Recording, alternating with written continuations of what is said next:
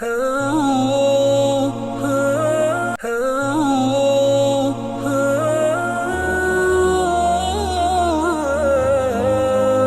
மஸ்ஜித் அக்ஸாவுடைய குத்பாவின் தலைப்பு கண்ணியமும் பாதுகாப்பும் ஒற்றுமையிலும் ஈமானிலும் இருக்கிறது. அல்லாஹ்வை புகழ்ந்து நபி ஸல்லல்லாஹு அலைஹி வஸல்லம் சொல்லி தக்வாவை வலியுறுத்தியதன் பின்பு அல்லாஹ்வுடைய அடியார்களை அல்லாஹ் குர்ஆனிலே சொல்கிறான், நபி அவர்கள் பேசக்கூடிய வார்த்தைகள் உங்களை கவலையில் ஆழ்த்திவிடக் கூடாது. ஏன் கண்ணியம் என்பது அல்லாஹ்வுக்கும் மாத்திரம் சொந்தமானது. அவன் கேட்கக்கூடியவனாகவும் அறியக்கூடியவனாகவும் இருக்கிறான். சூரா யூனுஸ் 65வது வசனம். அல்லாஹ்வுடைய அடியார்களே, எந்த சமூகம், உலகத்தில் வாழக்கூடிய எல்லா சமூகமும் கண்ணியமாக வாழ வேண்டும் என்று எதிர்பார்க்கிறார்கள். இழிவாக வாழ்வதை யாரும் விரும்புவது கிடையாது. கண்ணியத்தை தேடித்தான் உலகத்தில் எல்லோரும் அலைந்து கொண்டிருக்கிறார்கள். உயர்வை தேடி உலகத்தில் எல்லோரும் வாழ்ந்து கொண்டிருக்கிறார்கள். ஆனால் இஸ்லாமிய சமூகம் கண்ணியமாக வாழ வேண்டுமாக இருந்தால் அவர்களிடத்தில் அல்லாஹ் மீது இருக்கக்கூடிய அந்த நம்பிக்கை உறுதியாக வேண்டும். அல்லாஹ்வுக்கு கட்டுப்படக்கூடியவர்களாக மாற வேண்டும். அல்லாஹ்வுடைய மார்க்கத்தை பின்பற்றக்கூடியவர்களாக மாற வேண்டும். அல்லாஹ்விடத்தில் தங்களுடைய கர்மங்களை பாரம் சாட்டக்கூடியவராக மாற வேண்டும். அல்லாஹ்வின் பக்கம் மீளக்கூடியவர்களாக அவர்கள் மாற வேண்டும். அப்போதுதான் அல்லாஹ் அவர்களுக்கு உதவி செய்வான், அவர்களை பாதுகாப்பான், அவர்களுக்கு கண்ணியத்தை கொடுப்பான். நபி ஸல்லல்லாஹு அலைஹி வஸல்லம் அவருடைய வழிமுறை அவ்வாறு தான் இருந்தது. அல்லாஹ்வின் பக்கம் மீளக்கூடியவர்களாக இருந்தார்கள். எப்போதும் சொல்வார்கள், யா அல்லாஹ், நீ வேதத்தை இறக்கியிருக்கிறாய், மறுமையில் அவசரமாக கேள்வி கணக்கு கேட்கக்கூடியவனாக இருக்கிறாய், எங்களுக்கு எதிராக செயல்படக்கூடியவர்களை நீ தோல்வியில் ஆக்கி விடுவாயாக, அவர்களை தோல்வி அடைய செய்து விடுவாயாக, அவர்களை அழித்து விடுவாயாக. அல்லாஹு தாலாவுடைய தூதருடைய துஆவை அல்லாஹ் ஏற்றுக்கொண்டான். ஏன்? அல்லாஹ்வோடு தொடர்பட்டிருந்தார்கள். அல்லாஹ் அவர்கள் கேட்ட துஆவை அல்லாஹ் ஏற்றுக்கொண்டான். கேட்ட நேரத்தில் அல்லாஹ் ஏற்றுக்கொண்டான். கேட்ட சந்தர்ப்பத்தில் அல்லாஹ் ஏற்றுக்கொண்டான். முஸ்லிம்களை கண்ணியப்படுத்தினான், முனாஃபிக்குகளை அல்லாஹ் இழிவுபடுத்தினான், காஃபிர்களை அல்லாஹ் இழிவுபடுத்தினான். இது எங்களுக்கு தெரிந்த சம்பவம். ஹந்தக் யுத்தத்தின் போது நபி ஸல்லல்லாஹு அலைஹி வஸல்லம் கேட்ட துஆவை அல்லாஹ் உடனடியாக ஏற்றுக்கொண்டான். முஸ்லிம்களுக்கு வெற்றியை கொடுத்து பெரும்பான்மை சமூகமாக இருந்த முஸ்லிம் அல்லாதவர்களை அல்லாஹு தஆலா தோல்வி அடைய செய்தான். அவர்கள் நபி சஹாபாக்கள் வாழ்ந்த இடத்துக்கு சூழல் கூடாரங்களை அமைத்திருந்தார்கள். அவைகள் அனைத்தையும் அவர்கள் நெருப்புகளை மூட்டிருந்து அவர் அனைத்தையும் அல்லாஹ் அழித்து விட்டான். அவர்கள் தூரமாக்கி அவருடைய உள்ளத்தில் அல்லாஹ் பயத்தை ஏற்படுத்தினான். கேவலமாக அந்த இடத்தை விட்டு, மதீனாவை விட்டு அவர்கள் விடைபட்டு சென்றார்கள். காரணம் என்ன? அந்த அளவுக்கு சஹாபாக்களுடைய அந்த ஒற்றுமையும் அவருடைய அந்த ஈமானிய வலிமையும் சக்தியும். அல்லாஹ் சூரா அல் அஹ்ஸாப் 25 வசனத்தில் சொல்கிறான், அல்லாஹு தஆலா காஃபிர்களை துரத்தி அனுப்பினான்.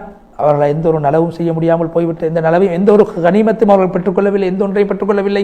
முஃமின்களுக்கு அல்லாஹ் போதுமானவனாக ஆகிவிட்டான். யுத்தத்திலே அல்லாஹு தஆலா சக்தி உள்ளவனாகவும் கண்ணியமானவனாகவும் இருக்கிறான். அதே போல அல்லாஹ் தஆலா சொல்கிறான், ஈமான் கொண்டவர்களை நீங்கள் உங்களுக்கு அல்லாஹு தஆலா செய்த அருட்கொடை ஞாபகம் செய்யுங்கள். எந்த சந்தர்ப்பத்தில் என்றால், உங்களை சூழ்ந்திருந்த அந்த காஃபிர்கள் அவர்களை நாங்கள் விரட்டி அடிப்பதற்காக வேண்டி காற்றையும் நீங்கள் அறியாத, உங்களுடைய கண்களினால் பார்க்காத, கண்ணுக்கு விளங்காத எங்களுடைய படையினர்களை கொண்டு அவர்களை அடித்து துரத்தினோமே, அதை நீங்கள் ஞாபகம் செய்து பாருங்கள். அல்லாஹ் தஆலா நீங்கள் செய்வதை நன்கு அறிந்தவனாக இருக்கிறான். சூரா அல் அஹ்ஸாப் 9வது வசனம். இது முஃமின்களுக்கு ஞாபகமூட்டலாகவும் அல்லாஹ்வின் மீது எல்லா விடயங்களையும் பாரம் சாட்ட வேண்டும் என்ற விடயத்தில் ஈமான் உறுதியாக இருக்க வேண்டும், யக்கீன் உறுதியாக இருக்க வேண்டும். அல்லாஹ்வோடு செய்த ஒப்பந்தத்தை சீராக்குகின்ற விடயத்தை அல்லாஹ்வின் பக்கம் விரைந்து செல்ல வேண்டும் என்ற விடயத்துக்கு ஒரு உந்து சக்தியாக இந்த விடயம் அமைந்திருக்கிறது. அல்லாஹ்விடத்தில் தான் வெற்றியை கேட்க வேண்டும், அல்லாஹ்விடத்தில் தான் பாதுகாப்பை கேட்க வேண்டும். அல்லாஹ்வுக்கு கட்டுப்படக்கூடிய உள்ளத்தோடு நம்பிக்கை வைத்து அல்லாஹ்விடத்தில் இவ்வாறான விடயங்களை கேட்க வேண்டும். அல்லாஹ் ரஹ்மத்தை எதிர்பார்த்தவர்களாக கேட்க வேண்டும்.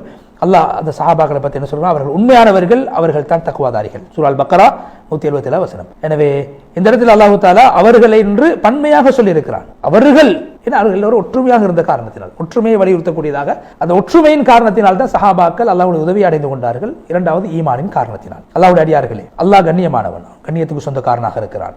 அவன் கண்ணியப்படுத்தக்கூடியவனாகவும் இழிவுபடுத்தக்கூடியவனாகவும் இருக்கிறான். கண்ணியம் என்பது அவனுக்கு சொந்தமானது. அல்லாஹ் விரும்பக்கூடியவர்களை உயர்த்துவான், விரும்பக்கூடியவர்களை இழிவுபடுத்தி தாழ்த்துவான். அல்லாஹ் குர்ஆனில் சொல்கிறான், அந்த கண்ணியம் என்பது எனக்கும் ரசூல் ஸல்லல்லாஹு அலைஹி வஸல்லம் அவர்களுக்கும் முஃமின்களுக்கும் உரியதாகும். அல் முனாஃபிகூன் 8வது வசனம். முஃமின்கள் அல்லாஹ்வை நம்பியவர்கள், அல்லாஹ்வுக்கு கட்டுப்பட அல்லாஹ்வுடைய மார்க்கத்தை ஏற்று வாழக்கூடியவர்கள், பின்பற்றி வாழக்கூடியவர்கள், அல்லாஹ்வுடைய இறைநேசர்கள், கண்ணியத்துக்கு சொந்தக்காரர்கள். காஃபிர்கள் என்பவர்கள் அல்லாஹ்வுடைய கட்டளைக்கு மாற்றம் செய்து அல்லாஹ் கூறியதற்கு மாற்றமாக வாழக்கூடியவர், இழிவை சம்பாதிக்கக்கூடியவர்கள், இழிவை சந்திக்கக்கூடியவர்கள். சூரா அல் முஜாதலா 20-21 வசனம் அல்லாஹ் சொல்கிறான், அவர்கள் அல்லாஹ்வுக்கும் ரசூலுக்கும் மாற்றமானவர்கள், இழிவடைந்தவர்கள். அல்லாஹ் எழுதிவிட்டான், நானும் என்னுடைய ரசூலும் நிச்சயமாக வெற்றி அடைவோம். அல்லாஹ் சக்தி உள்ளவனாகவும் கண்ணியமானவனாக இருக்கிறான். முஃமின்களுக்கு கண்ணியம் இருக்கிறது என்றால் நாங்கள் இப்போது கேள்வி கேட்கிறோம், ஏன் எங்களுக்கு இப்போது இழிவு ஏற்பட்டிருக்கிறது? முஸ்லிம்களுக்கு கண்ணியம் என்று அல்லாஹ் குர்ஆனிலே சொல்லியிருக்கான். என்று முஸ்லிம்கள் இழிவுபட்டு வாழ்கிறார்கள். முஸ்லிம்களை அழிப்பதற்காக வேண்டி உணவின் பக்கம் அழைப்பதை போன்று முஸ்லிம் அல்லாதவர்கள் சண்டைக்கு வாங்க, யுத்தத்துக்கு வாங்க அழைச்சு கொண்டிருக்கக்கூடிய முஸ்லிம் சமூகம் தலை குனிந்து வாழக்கூடிய ஒரு நிலைமையில நாங்கள் வாழ்ந்து கொண்டிருக்கிறோம். என்ன காரணம்? ஒற்றுமையாக வாழ்ந்த இஸ்லாமிய சமூகம் அது கிளைகளாக, கூட்டங்களாக பிரிந்து வாழ்வதை நாங்கள் அவதானித்துக் கொண்டு என்ன காரணம்? பதில் தெளிவானது சொல்கிறார். அதுதான் அல்லாஹ்வுடைய மார்க்கத்தை விட்டு நாங்கள் தூரமாகிவிட்டோம். அதனால்தான் இஸ்லாமிய சமூகம் பிரிந்து வாழ்ந்து கொண்டிருக்கிறது. அல்லாஹ் குர்ஆனில் சொல்கிறார், நீங்கள் ஒற்றுமை என்ற கயிற்றை பற்றி பிடித்துக் கொள்ளுங்கள், பிரிந்து செல்ல வேண்டாம். சூரா ஆல இம்ரான் 103வது வசனம். எனவே அல்லாஹ்வுடைய அந்த ஒற்றுமை என்ற கயிற்றை பற்றி பிடிப்பது வெற்றிக்கான,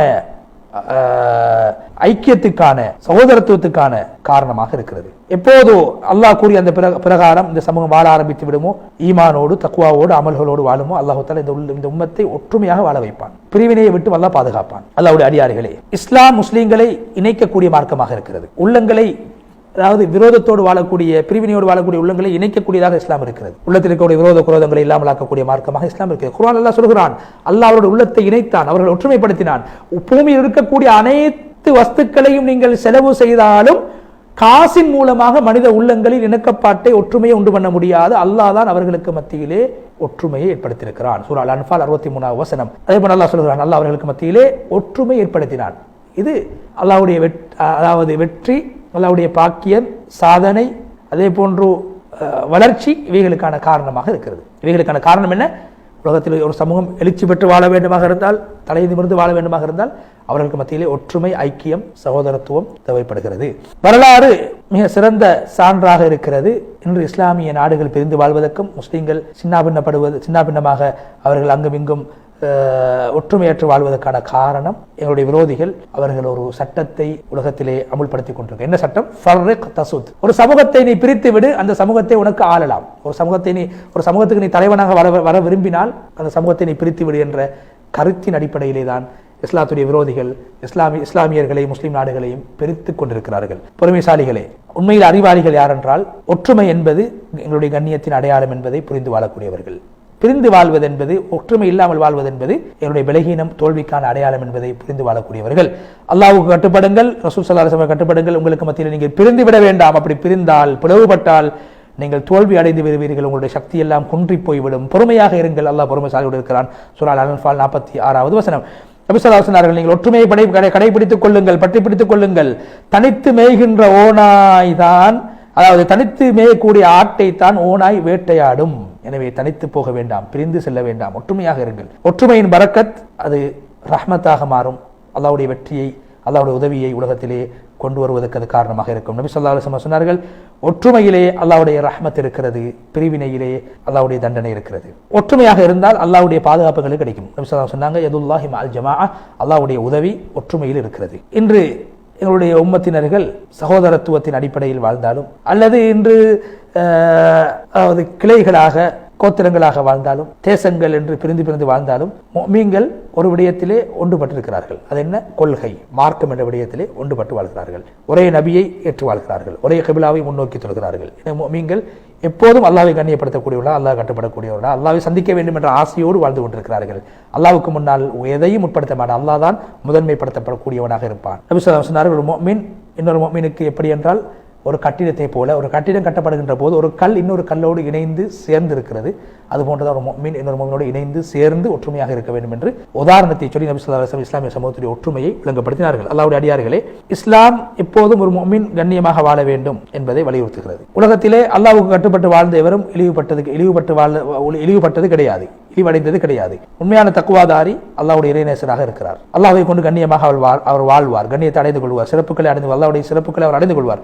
உண்மையான கண்ணியத்தை நீங்கள் தேட விரும்பினால் நீங்கள் அல்லாஹ்விடத்திலே தேடுங்கள். அல்லாஹ் குர்ஆனில் சொல்கிறான், யார் கண்ணியத்தை விரும்புகிறாரோ அல்லாஹ்வுக்கு எல்லா கண்ணியம் சொந்தம். அல்லாஹ்விடத்திலே கண்ணியத்தை கேளுங்கள். சூரா ஃபாத்திர் 10வது வசனம். எனவே முஸ்லீம்கள் கண்ணியமாக எப்போதும் வாழ்ந்தவர்கள், அவர்கள் தலை நிமிர்ந்து வாழ்ந்தவர்கள், சுயமரியாதையோடு வாழ்ந்தவர்கள். அவர்கள் அதாவது அல்லாஹ் தான் எங்களுடைய ரப்பு, அவனுக்கு தான் சக்தி இருக்கிறது, அவன் தான் மிகைக்கக்கூடிய என்பதை உணர்ந்து வாழக்கூடியவர்கள். முஸ்லீம்களுடைய நிலைமைகள் எப்படித்தான் மாறினாலும் அல்லாஹ்வுடைய சக்தியை அவர்கள் ஏற்று வாழக்கூடியவர்கள் இருப்பார்கள். முஸ்லீம்கள் எப்போதும் உயர்ந்தவர்களாக இருப்பார்கள். முஃமின்களாக வாழ்ந்தார். அல்லாஹ் மீது தங்களுடைய விடயங்களை தவக்குள் வைத்து வாழ்ந்தால். முஃமின்கள் அல்லாஹ் இழிவுபடுத்துவதற்காக வேண்டி அல்லாஹ் படைக்கவில்லை, இழிவடைய வேண்டும் என்பதற்காக வேண்டி அல்லாஹு தஆலா அவர்களுக்கு குர்ஆனை, வேதத்தை அருளவில்லை. கண்ணியமாக வாழ வேண்டும் என்பதற்காகத்தான் அல்லாஹ் அவர்களை படைத்திருக்கிறான். அல்லாஹ் குர்ஆனில் சொல்கிறான், உங்களுக்கு நாங்கள் ஒரு வேதத்தை இறக்கியிருக்கிறோம், அந்த வேதத்தில் உங்களை பற்றி நாங்கள் சிறப்பாக கூறியிருக்கிறோம். சூரா அல் அம்பியா 10வது வசனம். அதில் உங்களுக்கு கண்ணியம் இருக்கிறது, சிறப்பு இருக்கிறது. அந்த வேதத்திலே நீங்கள் அஃபலா தஅகிலூன், அதை நீங்கள் சிந்திக்கவில்லையா? சூரா அல் அம்பியா 10வது வசனம். அல்லாஹ்வுடைய அடியார்களே, அல்லாஹ்வை பற்றி பிடித்துக் கொள்ளுங்கள், வெற்றி அடைவீர்கள். ஒற்றுமை என்பது அழிவை விட்டும் இழிவை விட்டும் உங்களை பாதுகாக்கும். அழிவை விட்டும் பாதுகாக்கும், இழிவை விட்டும் பாதுகாக்கும். அதே போன்று கேவலங்களை விட்டு உங்களை பாதுகாக்கும். சூரா ஆல இம்ரான் 139வது வசனம். நீங்கள் பலகீனம் அடைய வேண்டாம், கவலைப்பட வேண்டாம். நீங்கள் முஃமின்களாக வாழ்ந்தால் நீங்கள் தான் உயர்ந்தவர்கள் என்று சொல்லி ஹுத்பாவுடைய முதல் பகுதியை விட்டு விடைபெற்று சென்று ஹுத்பாவுடைய இரண்டாவது பகுதியிலே ஹத்தீப் அவர்கள் சுருக்கமாக அல்லாஹ்வை புகழ்ந்துவிட்டு மஸ்ஜிதுல் அக்ஸா என்பது புனிதமான இடமாக இருக்கிறது, அல்லாஹ் அதை கண்ணியப்படுத்தியிருக்கிறார், அது கண்ணியமான ஒரு பள்ளி வாசலாக இருக்கிறது, முஸ்லீம்களுடைய உள்ளத்தில் அது கண்ட தனி ஒரு கண்ணியம் இருக்கிறது, உயர்வு இருக்கிறது, அது எங்களுடைய கொள்கையாக இருக்கிறது, அந்த அந்த அந்த அதை நாங்கள் எங்களுடைய உள்ளத்தால் ஏற்றிருக்கிறோம். அல்லாஹ்வுடைய அடியார்களே, இந்த குதுஸ் என்பது அக்ஸா என்பது எங்களுடைய வரலாறாக இருக்கிறது, எங்களுடைய புனிதமான இடங்களில் ஒன்றாக இருக்கிறது, முஸ்லீம்களுடைய அனந்தர சொத்தாக இருக்கிறது. அதை இழிவாகுவதை நாங்கள் ஒருபோதும் அனுமதிக்க கூடாது. அது எங்களுடைய அனந்தரமாக, எங்களுடைய அமானிதமாக, எங்களுடைய கொள்கையாக, எங்களுடைய மார்க்கமாக இருக்கிறது. அதான் உண்மையான எங்களுடைய வரலாற்றிலே உண்மையான ஒரு வரலாற்று சான்றாக முஸ்லீம்கள் இந்த இடத்திலே வாழ்ந்திருக்கிறார் என்பதற்கான சான்றாக இருக்கிறது. அதே போன்று அது முஸ்லீம்களுடைய ஒரு சர்வதேச பிரச்சனையாக இந்த அக்ஸாவுடைய பிரச்சனை இருக்கிறது என்பதை ஞாபகப்படுத்திவிட்டு, மஸ்ஜிதுல் அக்ஸா என்பது இந்த உம்மத்துடைய ஈமானை அளக்கக்கூடிய ஒரு அளவுகோல், ஒற்றுமை அளக்கக்கூடிய ஒரு அளவுகோலாக இருக்கிறது. இந்த இஸ்லாமிய சமூகம் அல்லாஹ்வோடு எந்த அளவுக்கு தொடர்பட்டு வாழ்கிறார்கள் என்பதை அளப்பதற்கான ஒரு அளவுகோலாக இந்த மஸ்ஜிதுல் அக்ஸா மீது நாங்கள் காட்டக்கூடிய அன்பு, கரிசனை இருக்கிறது. நபி ஸல்லல்லாஹு அலைஹி வஸல்லம் அவர்கள் மஸ்ஜிதுல் அக்ஸாவை இந்த இஸ்லாமிய சமூகத்தோடு இணைத்து பேசினார்கள். எனவே இந்த பள்ளியுடைய விடயங்களில் நாங்கள் ஒரு ஷானை கூட நாங்கள் விட்டுக் கொடுக்கக்கூடாது. எங்களுக்கு சொந்தமான பூமியாக இருக்கிறது, இது முஸ்லீம்களுக்கு மாத்திரம் சொந்தமானது, இதில் நாங்கள் பங்கு போடுவதற்கு நாங்கள் யாருக்கும் அனுமதிக்க மாட்டோம். இதில் எங்களுடைய பிறர் முஸ்லீம் அல்லாதவர்கள் யூதர்கள் கூட்டாகுவதை நாங்கள் விரும்ப மாட்டோம். இந்த நாடு முழுக்க இந்த அக்ஸாவுடைய பகுதி முழுக்க முஸ்லீம்களுக்கு மாத்திரம் சொந்தமானது என்பதை மிக அழுத்தமாக ஹத்தீப் அவர் ஞாபகப்படுத்தினார். எனவே குதுஸ் எங்களுக்கு சொந்தமானது, அக்ஸாவும் எங்களுக்கு சொந்தமானது, அல்லாஹும் எங்களோடு இருக்கிறான் என்று சொல்லி நீண்ட ஒரு துவாவை செய்து ஹத்தீப் ஹாலித் அபு ஜுமா ஹஃபிதஹுல்லாஹ் அவர்கள் மஸ்ஜித் அக்ஸாவுடைய ஹுத்பா விட்டும் விடைபெற்று சென்றார். அந்த அடிப்படை இன்றைய தினத்திலே முதலாவது ஹுத்பாவில் ஹத்தீப் பந்தர் பலீலா ஹஃபிதஹுல்லாஹ் அவர்கள் மிக அழகான கருத்துக்களை நேர்களுக்கு முன்வைத்தார்கள். வீணான விடயங்களில் ஈடுபடக்கூடாது, மற்றவர்களுடைய விடயங்களை தலையிடக்கூடாது, துறை சார்ந்தவர்கள் தான் அவருடைய துறைகளில் ஈடுபாடு காட்ட வேண்டும், ஒரு விடயத்தில் ஈடுபாடு இல்லாதவர்கள் அது சம்பந்தமான விடயங்களிலே வாய் திறக்கக்கூடாது என்று அழகாக முன்வைத்தார்கள். அந்த அழகான புத்திமதி நாம் உண்மையான முஸ்லீம்கள் என்பதற்கான அடையாளத்தை வெளிப்படுத்தக்கூடியதாக அமைந்திருந்தது. எனவே அவருடைய அவ்வாறான விடயங்களில் நாங்கள் கவனம் செலுத்துவோம். இரண்டாவது ஹுத்பாவில், மதீனா முனவராவுடைய ஹுத்பாவில் ஹத்தீப் அவர்கள் பாவங்களுடைய விளைவுகளும், பாவங்களில் நாங்கள் தொடராக ஈடுபடக்கூடாது, தௌபா செய்ய வேண்டும், இஸ்திக்பார் செய்ய வேண்டும், பாவங்களை விட்டு நாங்கள் பாதுகாக்கப்படுவதற்கு எங்களை நாங்கள் தூரமாக்குவதற்கான சில வழிமுறைகளை முன்வைத்தார்கள். நிச்சயமாக நாங்கள் எங்களுடைய காலத்துக்கு தேவையான சில அழகான புத்திமதிகளை நபி ஸல்லல்லாஹு அலைஹி வஸல்லம் அவருடைய மிம்பரிலிருந்து ஹத்தீப் அவர் முன்வைத்தார்கள். எனவே அந்த புத்திமதிகளை எடுத்து நடப்போம். மூன்றாவது ஹுத்பாவில் இஸ்லாமிய சமூகத்துடைய கண்ணியமும் வெற்றியும் இரண்டு விடயத்திலே தங்கியிருக்கிறது. ஒன்று அல்லாஹோடு வைத்திருக்கக்கூடிய உறவு, அதுதான் ஈமான். இரண்டாவது அடியார்களோடு வைத்திருக்கக்கூடிய உறவு, அதுதான் ஒற்றுமை. இந்த இரண்டு விடயங்களை நாங்கள் பேணுவோம். நிச்சயமாக அல்லாஹு தஆலா இழிவை சந்தித்து வாழக்கூடிய, கேவலத்தோடு வாழக்கூடிய இஸ்லாமிய சமூகத்தை வெற்றி நடைபோட்டு வாழக்கூடிய ஒரு சமூகமாக, வெற்றியின் பக்கம் செல்லக்கூடிய ஒரு சமூகமாக நிச்சயமாக மாற்றுவான். அந்த அடிப்படையிலே குத்பாக்களில் குறிப்பிடப்பட்ட விடயங்களை வாழ்க்கையில் எடுத்து நடக்கக்கூடியவர்களாக மாறுவோம் என்ற செய்தியை பிரே டிவியினோடாக நேர்களுக்கு நாங்கள் முன்வைத்து இவ்வளவு நேரமாக நிகழ்ச்சிகளை பார்த்து கொண்டிருக்கக்கூடிய நேர்களாகி உங்களுக்கு நன்றி செலுத்தி உங்களுக்கு துவாவும் செய்து நிகழ்ச்சி தயாரிப்பாளர் சகோதரர் ரிஸ்வான் அவர்களுக்கும், தொழில்நுட்ப உதவியாளர் சகோதரர் பஷாரத் அவர்களுக்கும் நன்றியை தெரிவித்து துவா செய்து இன்னும் ஒரு மனாபிர் ருஸ்ஸான் நிகழ்ச்சியோடாக இன்ஷா அல்லாஹ் மீண்டும் உங்கள் அனைவரையும் சந்திக்கும் வரை விடைபெற்றுச் செல்கிறோம். வாஹிர் தஅவானா அல்ஹம்துலில்லாஹி ரப்பில் ஆலமீன். அஸ்ஸலாமு அலைக்கும் வரஹ்மத்துல்லாஹி வபரகாத்துஹு.